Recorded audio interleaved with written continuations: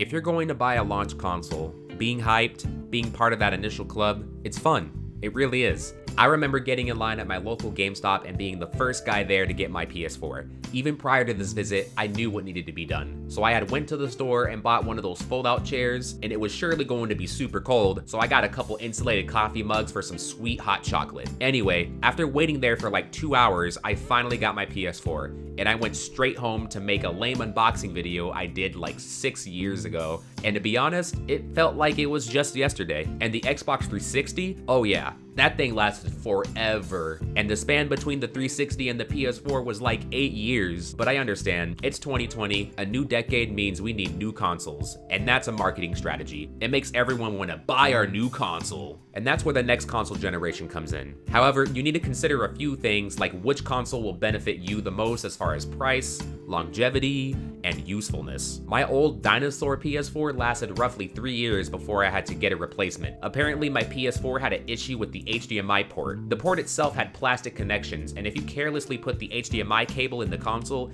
it could damage the plastic bits and the PS4 won't output to the TV. So if Sony had made those connections metal instead of plastic, I wouldn't have had this issue. So I ended up buying a used console from GameStop, and it still lives up to this day, surprising enough. But at least I didn't have to go through 2 different Xbox 360s that suffered from the red ring of death. That towel trick was not very optimal. So I decided to make this video to determine why it's a good idea not to buy a launch console. Alright, now let's get into the meat and potatoes of the subject. Have you ever skipped out on a console and later wanted to buy it? 9 times out of 10, you would find the same console being bundled with something else, like an extra controller, a free game, or even a more badass version of the console. I got my Nintendo Switch about a year after it released in March of 2017, and it came with a pre-installed copy of Mario Kart for the same price of a normal Switch on its own. Not to mention, it was the new Switch that was upgraded with better battery life, and I thought that was a pretty good deal. Speaking of the Switch, it was advertised as a console because it can be played at home as well as on the go. It comes like that right out of the box. Well, at least the portable part. A normal gaming console does the standard plug and play. This feature alone was engaging and enticed people to buy it. Like 6 of my friends got a Nintendo Switch on launch day. Though I had the opportunity to buy one as well, there weren't many games I was really interested in, and I'm glad I was patient. I ended up getting a better deal as well as a more finished product. I remember a friend's Nintendo Switch randomly stopped connecting to the internet after some firmware update, not to mention Joy-Con drift and the screen getting scratched when being docked. These are just examples, so consider waiting as long as possible before getting a launch console. Watch reviews and maybe see if other people run into issues. You might save yourself some headache. Another point I have to mention, it takes quite a while for big games to release. It took 3 years for a game like Final Fantasy 15 to come out, Spider-Man, Smash Bros, Metroid's Prime Hunters is my favorite by the way, any of the Call of Duties, Dark Souls, Overwatch, just to name a few. I'm gonna take my horse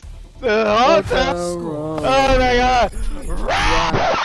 The PlayStation 3 had Grand Theft Auto 5, and so did the PS4 when it released, and there wasn't much of a difference between the two, other than graphics. It doesn't feel like much of an exclusive when all these other PS3 guys are having just as much fun as us PS4 folk. You have to pay for a new console and the game just to play it, or you can buy the game for the old console you already have for just $60, and that saves you a lot of money. So let's get back to the PlayStation 5. And what is it? The Xbox Series X? Thing looks like a straight up PC. That's the most box I've ever seen an Xbox. We should expect these consoles to release roughly around November of this year, or at least holiday 2020. I've been looking into the PlayStation 5 the most, and the manufacturer cost for a PlayStation 5 is $450, and for the PlayStation 4 it was $380. So if the PlayStation 4 sales price was $400, it's likely that the PlayStation 5 sales price will be between $470 to $500, or $499.95. plus tax. Though this isn't totally confirmed yet,